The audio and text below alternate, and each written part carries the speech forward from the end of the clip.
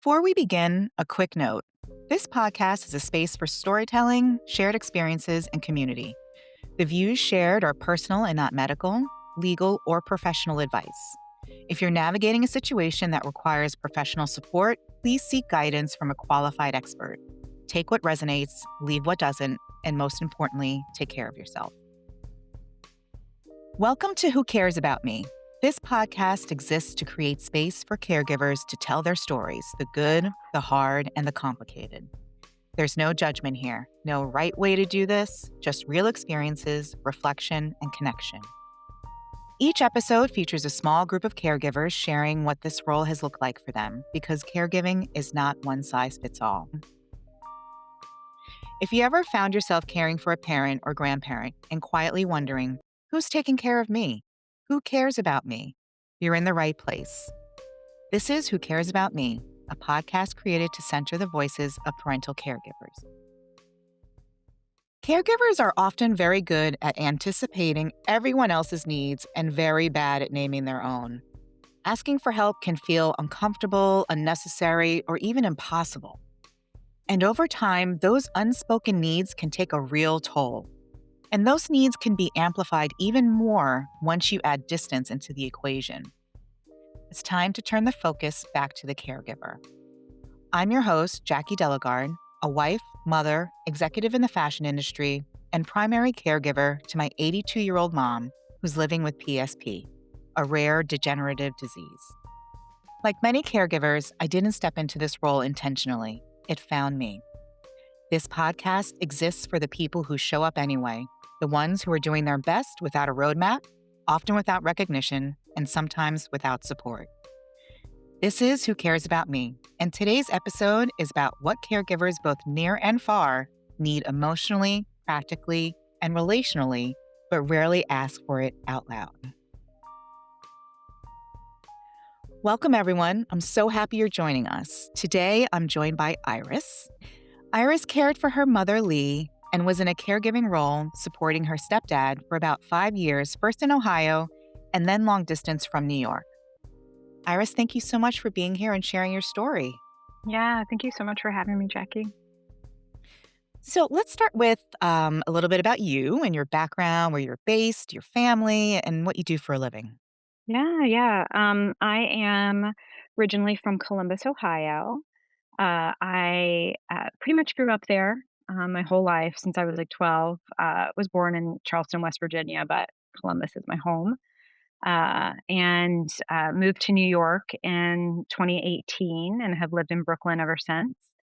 I have a 25-year-old bio daughter and two wonderful bonus stepsons who are 20 and 14, and a wonderful husband here in Brooklyn.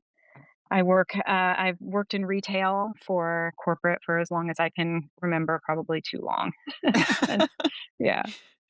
Well, we know each other because we both worked at the same company, and it was just so lovely to connect with you recently and to hear your story, and I'm just so honored that you were able to join the podcast and tell your story, so thank you. Yeah, thank you. It was really amazing to find that connection point too. Yeah. Yeah. So let's talk about your mom. Tell us about your mom. What was she like? What was your relationship like with her growing up? I wanna hear more. Yeah. Yeah. Oh my gosh. My mom was just one of the coolest, most vivacious people. She would tell you that she was a self-proclaimed hippie, although she was born in '56, so she kind of like a little bit missed that window. Yeah. But I mean, she was like a deadhead, and Uh-huh. she loved music. And one of my favorite things about her was, favorite least favorite was that she would make us clean on Saturday mornings. Oh, So it was like, same. I think we right? all had that, gotta What was clean, that? Open the windows and, put some you music know, on and put some music on. My mom had the best record collection, and so it was like Bob Marley, or, it would always be like the best music that she'd put on in the mornings. And even though I hated it then, like, I look back now and it's just like I have very positive feelings associated Mhm. with that. So she just, just really found a way to kind of like make those things feel like less Yeah. tedious, I guess. So she was just, someone that was always there for me. And I think it's not a phrase I would have used back then, but she was kind of that like 10 toes down kind of woman, she was always there, would stand up for me, no matter Yeah. what, and always had my back. And so, when she started to get sick, it was hard. Yeah. Yeah. So let's talk about your mom's sickness and what was she diagnosed with? What year did you get that news? And can you share a little bit about that illness and the symptoms? Yeah, yeah. So, my mom was diagnosed with COPD back in 2017, and the COPD in and of itself could have been treatable, but she had some other comorbidities that kind of compounded. So, my mom was also she had epileptic seizures, and then on top of that, my mom also battled with alcoholism. So that was something that she dealt with on and off throughout adulthood. There were many years where it wasn't a problem, and then I think as a lot of people know with alcoholism, that's something that, you can fall back into. Yeah. And so, I think when she started dealing with, the COPD started getting worse and she kind of started losing control of her own health, a way to regain control was she kind of started drinking again. So in 2017, she had an episode. My stepdad was actually vacuuming and heard a loud crash, turned off the vacuum, and my mom was having a seizure that he couldn't get her out of. He called 911. She went into the hospital, and that became her like first long-term hospital stay. Okay. Um, and that's kind of where we found out exactly how advanced the COPD had gotten. Got it. Got it. Yeah, Coming off of that, we're talking about geography and being yeah, in different places. So your caregiving experience started in Ohio, where you that's and right. your parents were based, and then you moved to New York in 2018 and supported your stepdad with caregiving from afar. Can you Yeah, walk us through that journey and if that move to New York was challenging for you? yeah, yeah. So it started in 2017 again with that episode, and at that time my stepdad was still working full time. Obviously I was working full time in a corporate retail job, which anybody that's done that, it is long hours, and it's no joke. I mean, lots of jobs are like that. Retail is just like it's another It's a beast. It's whole like, nother level. Yeah. it's 10 to 12 hours at the office, and you go home and then you eat and then you open your laptop back up and it's just nonstop for no reason. Mhm. So I was helping him. So we were doing on and off shifts at the hospital. And then when she finally was released from the hospital into a nursing home to kind of start to recover, I was there every evening in the nursing home with her, you know, just to provide that mental support because, it was a nursing home that was like half nursing home where people needed to live there, and then half of like, this is you're going to recover and get out of here. But the mental Yes. block of seeing people who were not is hard for someone who will be graduating and getting out of there. And so it was Mhm.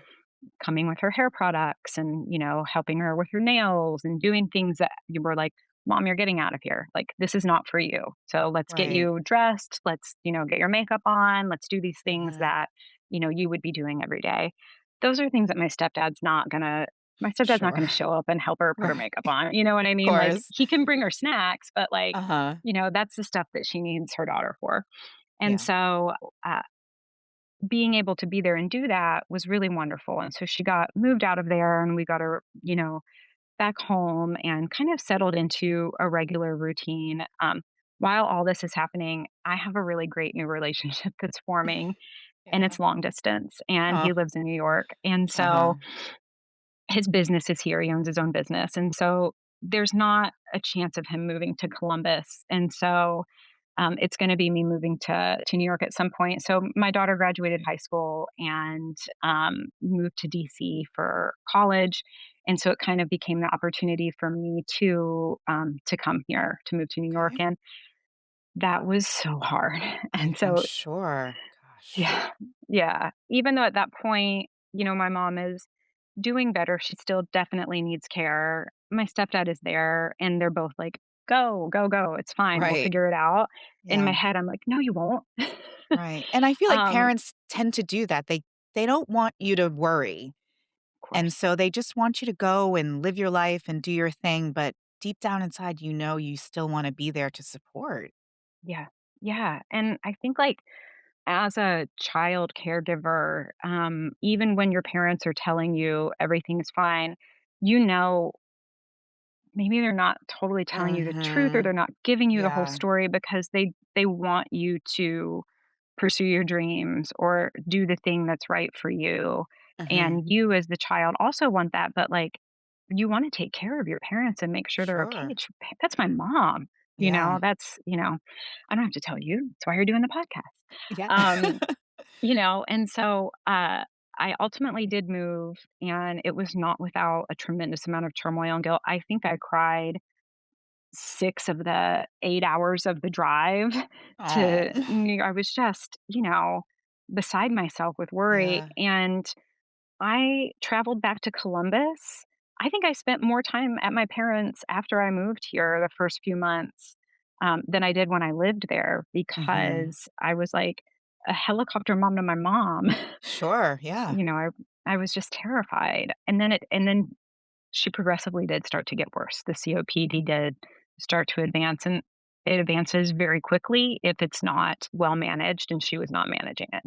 That's when things started to get a lot more difficult for my stepdad to manage, because she really just kind of stopped taking care of herself. Right. Um, she started to lose her vision.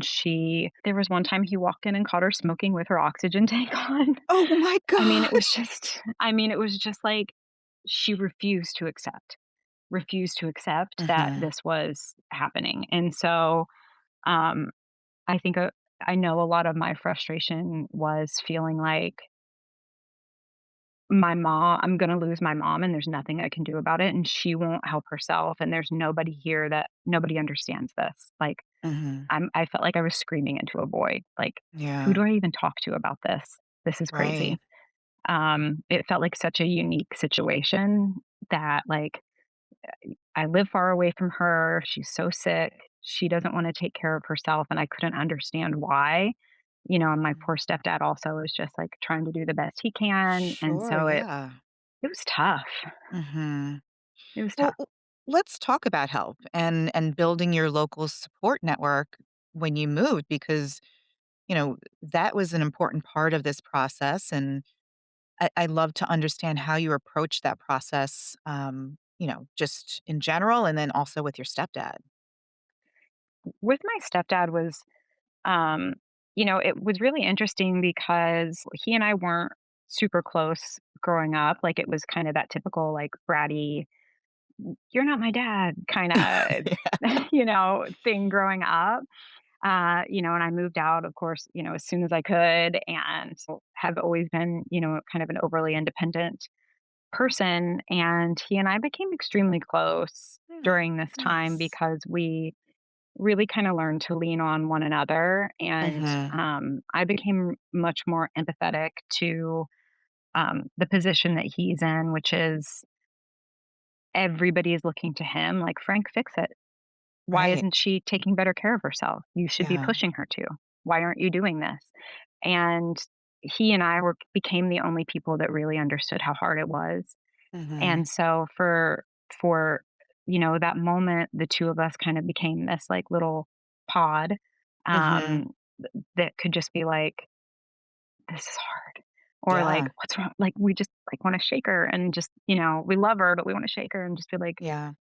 all of these people want you here, and we want you to take care of yourself, and we're all doing everything we can. And at the end of the day, I was really lucky to have him, and also Dean, was here for me.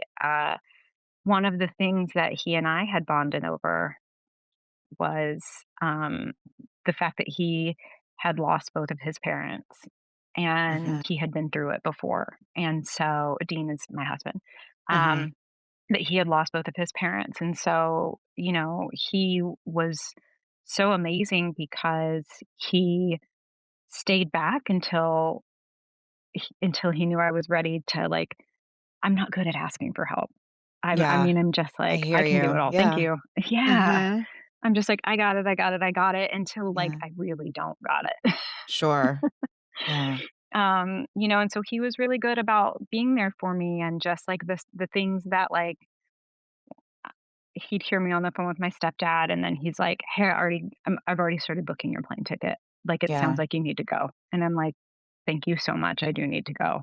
Or just taking care of stuff here when I couldn't be home, or, just kind of those small things that, like, having somebody there to just not ask me, "What can I do? What can I do? What can I do?" Just being Mhm. that person that's just like, "I already got it," Yeah. was so helpful, for, like, a type A person that also doesn't wanna ask for help. Mhm. To just kinda, like, swoop in and do those small things, meant so much. That was Yeah. just, like, tremendous. What a blessing to have Dean in your life and I just, know.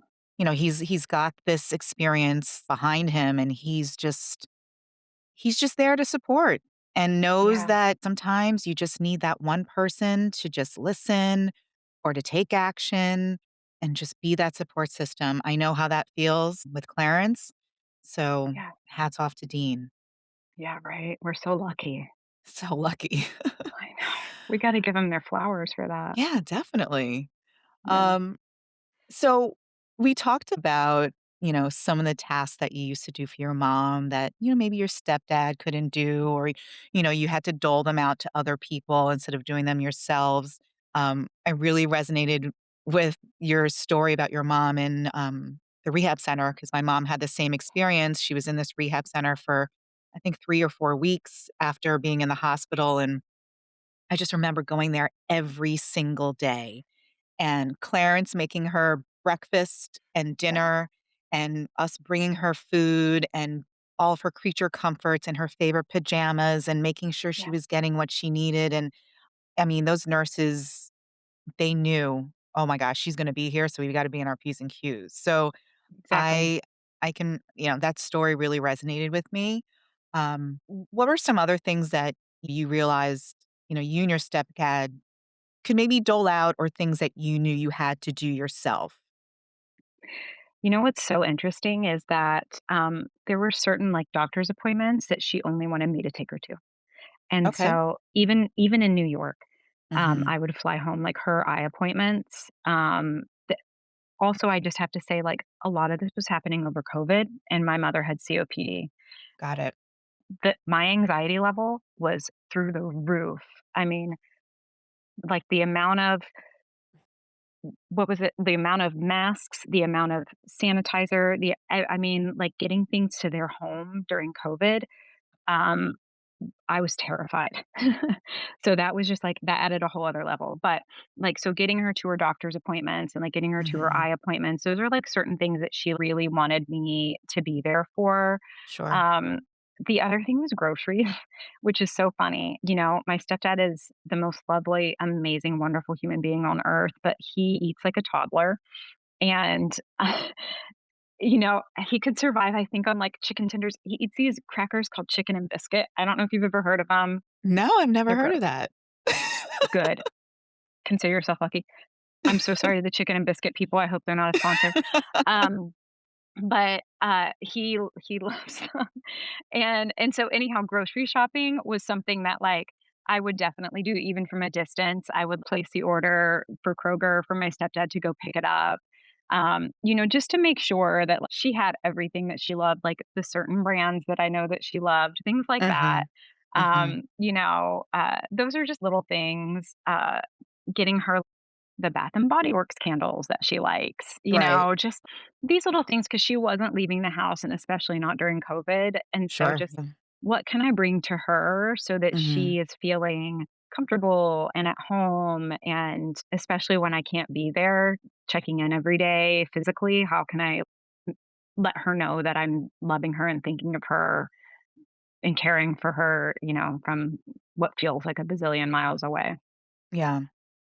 Yeah. So it's clear, you're getting things done, and there is a comfort level with you taking on certain tasks, your stepdad taking on certain tasks. Was there any support outside of your stepdad that you were surprised to get that help, or you were surprised by the type of help that you were asking for and getting that support that you remember? Um, I mean, I think that the biggest surprise that I had was probably with my honestly, like, for me or for my mother? For you, I mean, For I me? think that there's this moment where, you feel like you can do it all yourself, which most caregivers Mhm. do. But then there's that moment where you need someone to step in and help support, and that could be anyone from, you know, um, a an aunt or an uncle or a Yeah. neighbor or a family friend, a priest, all those folks that are, within your community. Yeah. Was there one of those people that you were surprised that, they showed up and actually came through? Yeah. My Aunt Terry, my mom's sister, is so wonderful. I mean, she has 2 sisters and a brother, and they're all really lovely. But my Aunt Terry really just, like, when it came to, things like cheering my mom up, getting her on the phone, pulling her out of a funk, Mhm. sending her, like, skincare or, just, like, little care packages, things like that. Like, my aunt really showed up in that way in terms of calling and checking on her every day. Like, if I had work travel or something like that, I could call her and be like, I'm gonna be so busy, I'm gonna be at a conference, or I'm gonna be, you know, doing this event somewhere, and I don't know when I'm gonna have a chance to call mom." And I could always count on her to give her a call and check in on her and also just cheer her up. Uh-huh. And I know that, that that mattered a lot, that helps to hear, especially to hear from your family. And so, my aunt was, I mean, my aunt Brenda was amazing too. They all were amazing, but Terry, just like, there was just something special about the way that she shows up for my mom, or showed up for Yeah. my mom, that, like, always put her in such a great mood. And so I just always appreciated that. And my mom's, like, very best friend lives in Indianapolis. Jeannie is another one that I always call her my Aunt Gigi. Mhm. But she's another one that I could call that would, again, just one phone call away and could cheer my mom up. My mom would, those are 2 people my mom would always answer the phone for. Got it, yeah. And so, like, that's somebody I can count on, being there when I can't. Mhm. Yeah. When we talk about asking for help, we've discussed how hard it can be, and Yeah. I think for some people, maybe asking for help is hard because that's just part of their personality, or asking for help, there's a history behind it and maybe being disappointed. For you, was it emotional, um, with you, or was it more about historically you felt like you maybe have asked for help in the past and didn't get what you needed? Yeah. I think for me, it's more about control. Mhm. It's about, just being afraid that no one's gonna do it quite right. Mhm. And knowing how my mom likes things done. Do you Yeah. know what I mean? And just, um, I just feeling like it has to be me, and I don't Yeah. know why, and that's probably not healthy. But that's just that's just how I should probably talk to a therapist about that. No, but you wanna make your loved one happy in Yeah, such a challenging time in their life. yeah, And, you of all people know what's gonna make her happy. So, yeah, you're gonna make sure that it happens. And to try and dole out that job to someone else, that's stressful because, if you ask them to get something that's green and they end up getting it purple, that's just a whole thing that you the have whole to deal thing. with. So, just get it done yourself. You know what she likes. Yeah, But again, that's an added layer of stress and challenges. And, there could be anything from with you, there's a distance issue there.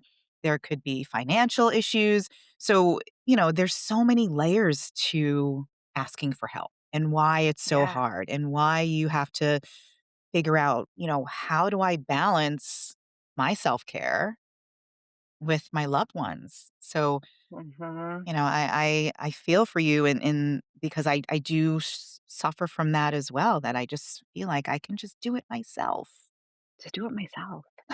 I know, and that's the problem. It's I like know. you just and then we constantly are putting ourselves 2nd and 3rd, Right. Right. until burnout, Mhm. and that happens so many times. There were so many times that I just, like, cried, Right. Yeah. because it was my mom and then, my kids and then work and, Mhm. all of it compounds, and then Mhm. I felt guilty for being, what would I give to have my mom's name pop up on my phone? But there were so many times my mom's name popped up on my phone, I was just like, "Oh my god, what now?" Right, right, Because it was just there hit a point where it was, like, almost always bad news. right. Um, so that was it it's hard, and it's impossible for me to ask for help in those situations, and you mentioned disappointment, and I don't know that I've ever, like, directly been that I can recall been disappointed in that way, but I think it's like I guess it must be something like that that I feel like, "I don't know if you can do this the way Yeah. that I can do it." Sure. No, I think that's a Yeah. valid feeling, and part of what we're talking about also is this discussion around self-care and giving yourself a break, and I think there are moments where you're in it and you're just going 100 miles a minute, and you do need a break, and you can feel Mhm. guilty about that sometimes. Yeah.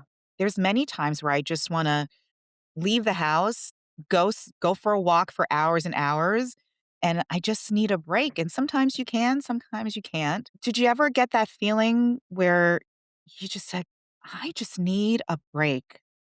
I mean, short of saying I wanna run away, which I have said in the past. Have you ever, Yeah. felt guilty about I just want a weekend or a day or an hour, and I just need a break?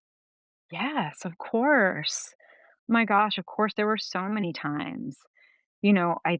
Especially, um, when it felt like it was every day there was something new, and I've said it a few times, but, my mom was very hard to care for because, there were some mental health issues and she didn't wanna care for herself, and so you Mhm. were really pushing someone that didn't seem to wanna take care of themselves, and so you're putting all of this love and care into somebody, and it felt like you were just banging your head against a wall a lot of the days, and Yeah. so there were days I just wanted to scream, and Mhm. there's guilt that comes along with that because then she's my mom and she's sick, and I wanna take care of her as best she can, and so then I would feel bad for getting mad at her about something or like, eh, "Mom, why aren't you using your oxygen?" I would, like, get so frustrated with her Yeah. and, it's just it's so hard, but we're all human, and Mhm. I kept having to remind myself to, like, take a step back and be kind to myself and that I'm not the first person that's ever gone through this or felt this or, Mhm. these are all very normal human emotions to feel. So, like, just recognize it. Like, you're feeling angry right now, and that's completely normal. Yeah, and, you were in a relationship, a fairly new relationship, or yeah, there's so many things that you wanna do for yourself. Mhm. You've got kids.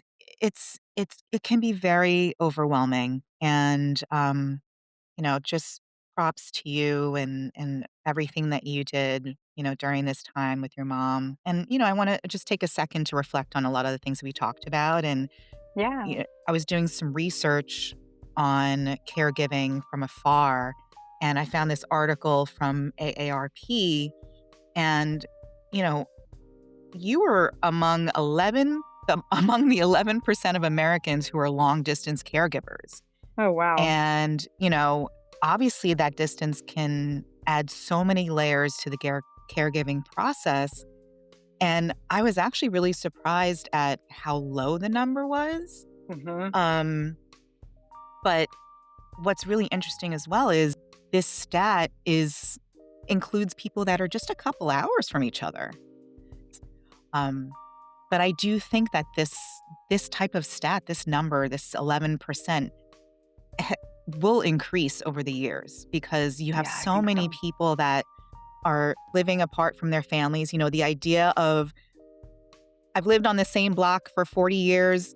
My mom lives 3 blocks away, my uncle lives 2 blocks away, my cousins are close by, like, that that Americana way of living just is not the reality Mm-mm. anymore. So, No. I think this is gonna be something that continues to be a challenge for people as they're, getting up in age and taking care of their parents. Yeah. Yeah, I think you're right. It's so interesting. I'm surprised by that stat too. I Yeah. would have expected it to be higher. Mhm. Yeah. Well, we're going to take a quick break and then we're going to come back and talk a little bit about challenges and coping. Okay. So, I want to talk about challenges and coping and some of the tasks that we do as a caregiver. What about professional home care services or private caregivers, adult daycare centers? Was any of that used while you were taking care of your mom? No, no, we didn't use if I'm honest well, twofold. One, my mom would have never. She Interesting. was Okay. yeah, she was very, very against that. Um, and, it it just financially just wasn't in the cards. Okay. It we would have made it work, I think, if she would have been more open to it, but she was just Mhm. very much not into that. I wish. Dean and I tried to push it so many times. Mhm. Mostly for my stepdad, if I'm honest, because it's just especially when I moved here, for peace of mind for me, and then also just to, like, take some of that load off of Frank, but she just Yeah. wasn't having it.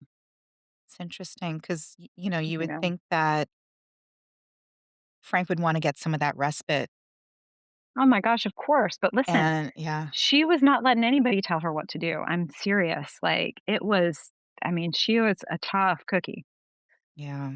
Okay. Yeah.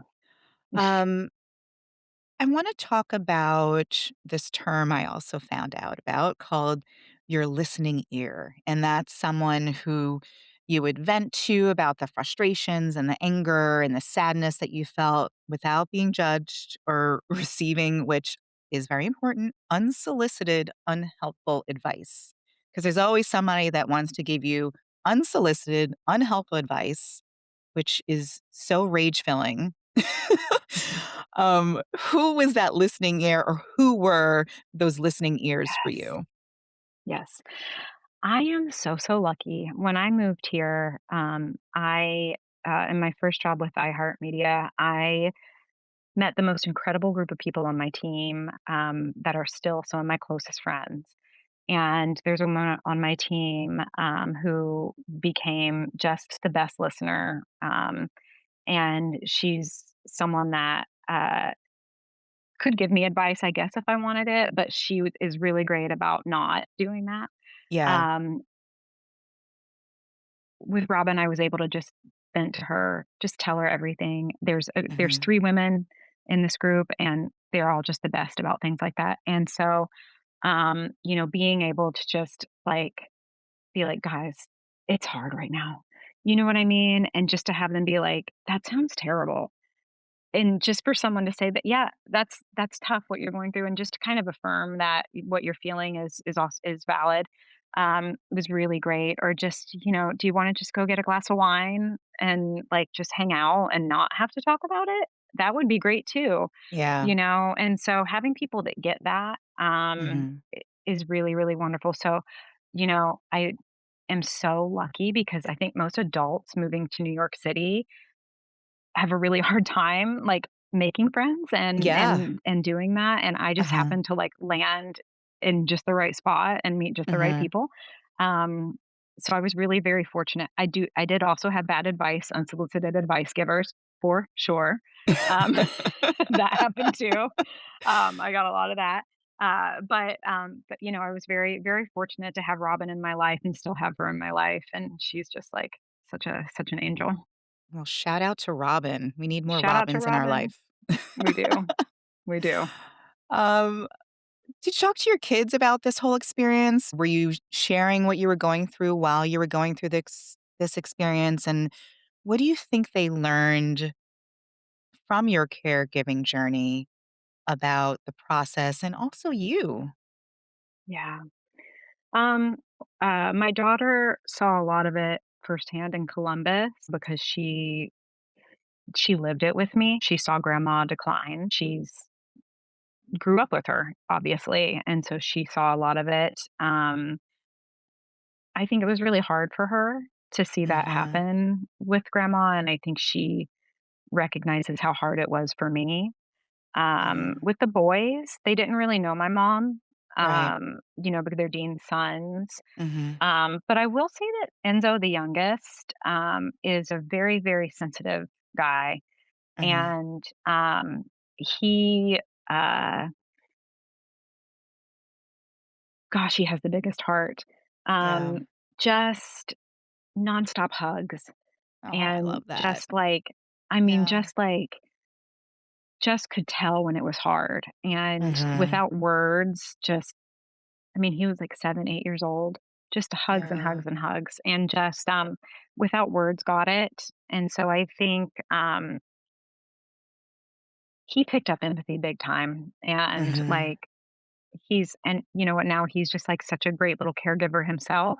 Yeah. We foster cats, and he's, like, the main caregiver for the cats, which is really sweet and cute, Yeah. um, and I love that, so I think, I think if anything they've taken away, I hope just how important it is to have empathy and love, and I was very conscious not to hopefully show them the, like, frustrating thing, like, the moments Sure. that I was, like, super frustrated, but Yeah. probably they saw it because Mhm. it is what it is, but I think it was most hard on Kelsey because that was her grandma. Yeah. Yeah. So, we talked about earlier, you you kinda mentioned, "I probably should have went to therapy and worked through the issues of, not asking for help." But, you know, Yeah. I wanna ask you, after your mom's passing and, I just wanna say I'm sorry for your loss and, you Mhm. went through a lot and that's always challenging even though at some point this is gonna happen. After your mom's passing, did you, feel like you needed a support group or therapy or different ways to cope? How did you cope with her passing, Yeah. afterwards? That was tough. Um, Mhm. Her passing was really hard. I think that, even though we knew that it was imminent, Mhm. there's still part of me that was just in some really serious denial about it. Sure. And so, it hit me like a ton of bricks. And I'll Mhm. say that before my father passed away about 10 years before my mom, Mhm. and also of like complications from smoking. And that one I was like more ready for some reason. With mom, it was much, much harder. I did seek out grief counseling after Mhm. that because I think for twofold. One being like, I didn't realize how much of a hole was left in my life from caregiving being gone. Like, Sure, I mean, it's your identity at some point. it had become taking care of my mom had become my identity in a Yeah. very big way. And I didn't I didn't realize that until it was gone. And I didn't know what to do with myself, which sounds nuts because when you're doing it, you feel like it's this extra thing that you don't have any time for. Mhm. And then suddenly you realize it's actually the thing that you've been doing that's been you. Yeah. And so that was a hard thing for me. And then also just like getting through, like, man, I lost my mom. Like, I'm part of the Dead Moms Sure. Club now. That's terrible. Yeah. The club I didn't want to be part of. And so it really helped to go through this grief counseling and to be able to talk through it. And it helped having Dean and his sister and people who have also like been through it before. But I will say everybody's experience is unique, and nobody has been through what you've been through or feels what you're feeling. So even though they've been through it, like they don't know how you're Yeah. feeling. But getting that help right away, I mean, right away, like before her funeral, I was talking to somebody, Got it. um, was the most helpful thing for me. And, Uh-huh. if I'm honest with you, my job helped me to know that I needed to go get mental health help right away.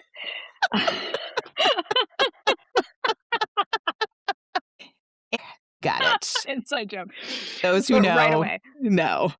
Yeah, but I was just like, "Phew," but, it was I was working at the time when she passed away, but I mean, like, literally, I was sitting in a room in Columbus, Ohio, working on, what I was gonna say at her funeral, and I just, like, put the pen and paper down. I was like, "I have to talk to somebody.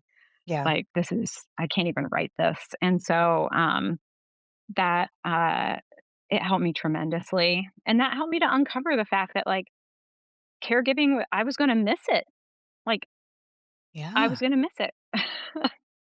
I didn't Isn't know that that. just that's such a wild concept to go through Yeah, something so incredibly traumatic, and then when mhm, it's over, you still feel like you need to be in it some way, somehow. But, it's I'm so happy to hear that, you sought out that group and, you were able to really use that to heal and to yeah, get through this next stage of the process because, you know, after your mom passed away, there's 1,000 other things that you need to do.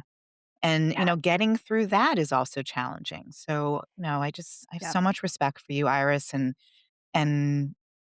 empathy for everything that you went through. And while everybody's journey is different, I can absolutely relate with a lot of the things you talked about today. And, I think one of the last questions I want to talk about with coping is what do you think caregivers deserve more than anything? mm. I think, I think caregivers deserve, um I think they deserve grace, um, Yes. more than anything. I think grace because, a lot of us are navigating situations we never ever thought we'd be in. We're becoming nurses and therapists and, Uh-huh. you know, home health aides and, Yeah. housekeepers and chefs and, you name it. And so, and doing all that on top of living our own lives. And so I think that, grace is probably one of the most important things for me that Mhm. we all need because it can give us a short fuse or make us very tired or, Mhm. a version of ourselves that probably we wouldn't be if we didn't have this added element to our lives of caregiving. And I think that so much of it is a blessing that Mhm. we get to do this and we get to care for our parents, but it's challenging. It's so challenging at times, and that's why you're hosting this. But grace is just it's something that a lot of people gave me, Mhm. and I am so appreciative of it. And, Yeah. I think like, wow, what a great gift. Yeah. And I think what's important to understand is that grace is not something that just comes from immediate family and friends. It comes from your job, your Yeah. coworkers, the plumber that's coming to Yeah. the house and, he's telling him, "Come in between 9 and 5." Look, I I don't have time for that. I need you to come between 9 and 12. So, like, Yes. everybody needs that grace who is going Mhm. through this because, there's so many people out there who don't know what this feels like. And Right. I don't wish it, and I'm sure you don't. I don't wish this on anybody. And this is part of why we're doing this work and why we're building this community because it needs to be known that being a caregiver, this is not something that happens, in your 60s and, your parent is in their 80s and you're close to retirement. This is happening in the middle of our careers, at the height Yeah. of our careers, at the height of us going into relationships and building families. This is a new day for caregivers. And Mhm. the more that we can talk about it and the more that we can share, I think that we'll get that grace eventually. Unfortunately, I think for the last 15 plus years, all of us that are doing that now are kind of the guinea pigs in it. So I agree. we'll, Yeah. you know, I think at the end of the day, needing support and asking for help and, looking for those, outside caregivers or outside support systems, it just makes you more human. Yeah. And thank you so much, Iris, for Thank all of you. your insight and just reliving some of this experience for you. But I want to spend the next three questions on you Okay. and questions just for you. So, first question is, when you're running on empty, who actually cares for and about you? Yeah. I mean, Dean, my Yay, husband Dean. is, Shout out to yeah. Dean. Shout out to Dean. God love him. I mean, he's like, he cares for me and he's like, my stepdad too cares about me. He's in Ohio and he does the best he can, but I know I'm always Mhm, on his mind. But Dean is he is the one that like, he was just running errands yesterday and he came back with like, my favorite donut. Just like, it's just he's just that guy. Man, I'd it's be just lost those without little him. things, yeah.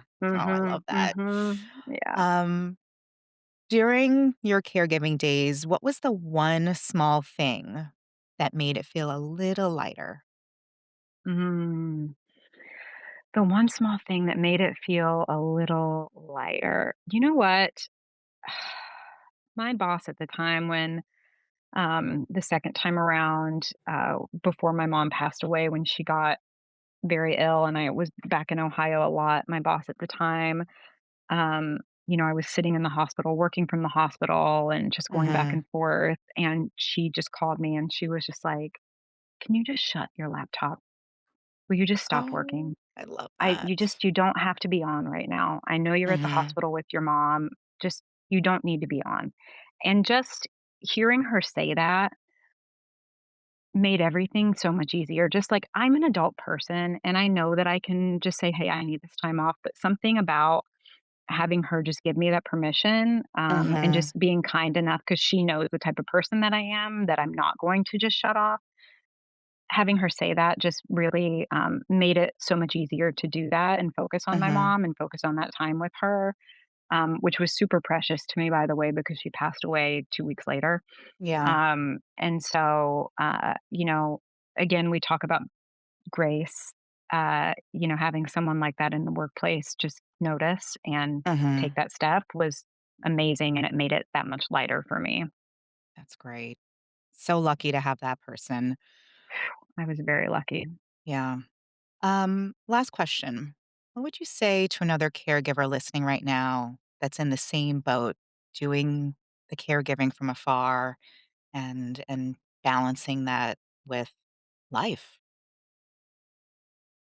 Yeah. Um, I would say that, oh,